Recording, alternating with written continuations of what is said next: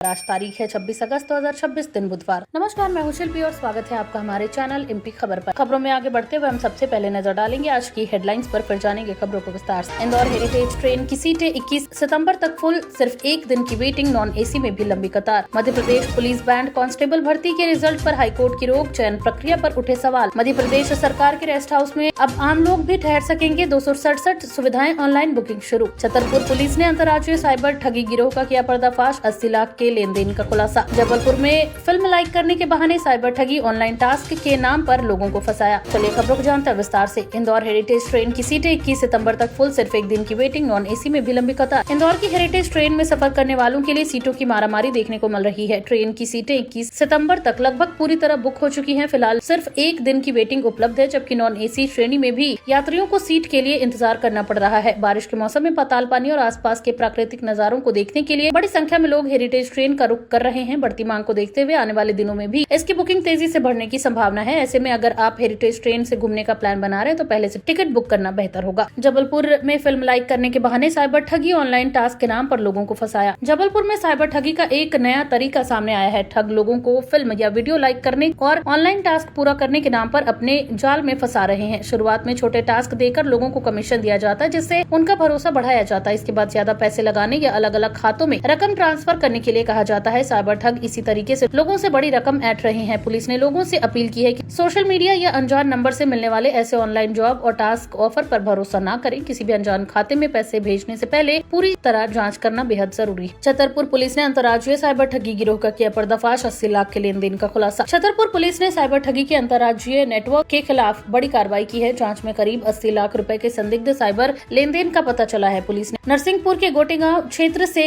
जुड़े आरोपियों को गिरफ्तार किया है। जाँच में सामने आया कि आरोपी इंस्टाग्राम पर विज्ञापन के जरिए लोगों बैंक खाते किराए पर लेते थे। इन खातों में साइबर ठगी की रकम जमा कर उसे तुरंत दूसरे खातों में ट्रांसफर किया जाता था और बाद में रकम को क्रिप्टो करेंसी में बदलने की भी बात सामने आई है। पुलिस के मुताबिक इस नेटवर्क से उत्तर प्रदेश, राजस्थान, महाराष्ट्र, तेलंगाना, तमिलनाडु, दिल्ली, बिहार और झारखंड समेत कई राज्यों की करीब 50 शिकायतें जुड़ी है। पुलिस ने कुछ रकम फ्रीज कराई है और आरोपियों से पूछताछ जारी है। भागीरथपुरा दूषित पानी मामले में अहम सुनवाई, मध्य प्रदेश हाईकोर्ट में फिर उठे कई सवाल। इंदौर के भागीरथपुरा में दूषित पानी से जुड़े मामले में मध्य प्रदेश हाईकोर्ट में अहम सुनवाई होने जा रही है। इस मामले में पहले भी अदालत के सामने जांच और पानी की गुणवत्ता से जुड़े कई सवाल उठ चुके हैं। जांच आयोग की प्रारंभिक रिपोर्ट में एक ओवरहेड टैंक में गंभीर दूषण की बात सामने आई थी, जबकि बाकी टैंकरों में पानी सामान्य पाया गया था। मामले में हुई मौतों और प्रशासन की कथित लापरवाही को लेकर भी सवाल उठ रहे हैं। कोर्ट इस पूरे मामले की जाँच कर रही है और जिम्मेदारी तय करने से जुड़े पहलुओं पर नजर रखा जा रहा है। अब अगली सुनवाई में सरकार और संबंधित अधिकारियों की ओर से क्या जानकारी सामने आती है, इस पर सबकी नजर रहेगी। इंदौर नागपुर वंदे भारत बिलासपुर तक बढ़ सकती है, प्रस्ताव रेलवे बोर्ड को भेजा गया। इंदौर नागपुर वंदे भारत एक्सप्रेस को बिलासपुर तक बढ़ाने की तैयारी की जा रही है। इसके लिए रेलवे बोर्ड को प्रस्ताव भेजा गया है। प्रस्ताव के मुताबिक इंदौर नागपुर और बिलासपुर नागपुर वंदे भारत